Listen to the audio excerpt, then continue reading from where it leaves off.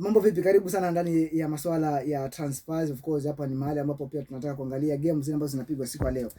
Lakini apart from zile games ambazo zinapigwa siku ya leo, kuna zile transfers ambazo zinafanyika siku ya leo. Unajua leo ndio siku ya mwisho ya dirisha la mwisho kufungwa barani Ulaya kule. So mambo mengi yanafanyika usiku wa kuamkia leo. Kuna Jan Strand Larsen sasa hivi anafanywa ukaguzi wa kimatibabu katika klabu ya Crystal Palace kutokea Wolves. Alafu akamilisha uhamisho. Hii ina maana kwamba pia klabu ya AC Milan ambao wanamtaka Philippe Mateta hawajakata tamaa, lakini unataka kukaa naye kikao cha mwisho kabla siku ya leo siku ya dirisha la mwisho kufungwa, so that wakaamue ni kitu gani kitafanyika kati ya Mateta na Crystal Palace, na wao waone ni wapi ambapo watakuwa nafaidika zaidi. Lakini pia katika hilo swala la Mateta, ina maana kwamba pia hali ya Christophe Nkunku katika klabu ya AC Milan huenda pia ikawa hali tete, manake huyu jamaa pia anaweza akaambiwa pishe njia kwa Jean-Philippe Mateta.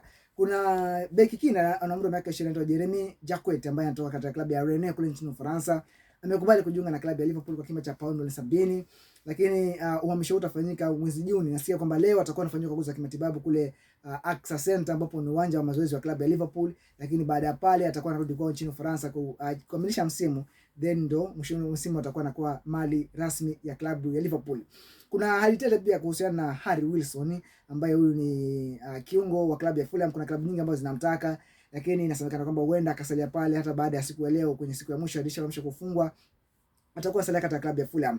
Manchester United pia wanafikiria au wanapima maji na unga sasa kuhusiana na hali ya Casemiro. Unajua wao washatangaza kwamba Casemiro atakuwa anaondoka mwishoni mwa msimu, lakini kutokana na performance yake tangu alipounganishwa na Kobe Mainoo wanataka kufikiria angalau wambakishe kwa mwaka mmoja mwingine zaidi. Lakini vile vile pia Sir Jim Ratcliffe inasemekana kwamba amepanga hela ya kutosha kabisa kusaini viungo wengine wapya kuja kuijaza ile midfield ya Manchester United, lakini si sasa kwenye Januari, lakini mwishoni mwa msimu watakuwa wanajaza ile midfield pale kutokana na kile ambacho watakuwa wamekipata, labda kwenye Champions League itakuwa better zaidi.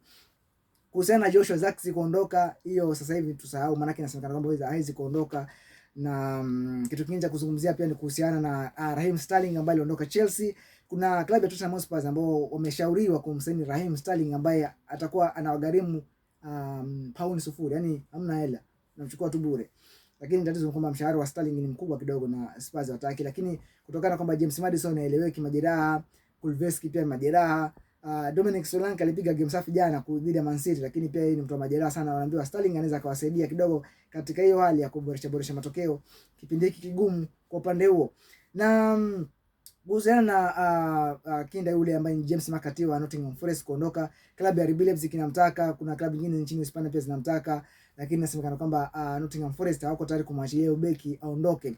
Na vile vile pia kuna klabu ya Newcastle imekanusha madai kwamba klabu ya Arsenal imewafuata kumuulizia Lisandro Tonali kama uwezekano wa kwenda kuongeza kikosi kile cha Emirates pale. Kwa hiyo ni kama ambazo hizi taarifa ni za uongo. Newcastle imekataa na kwamba hakuna hizo taarifa kabisa kwa sasa.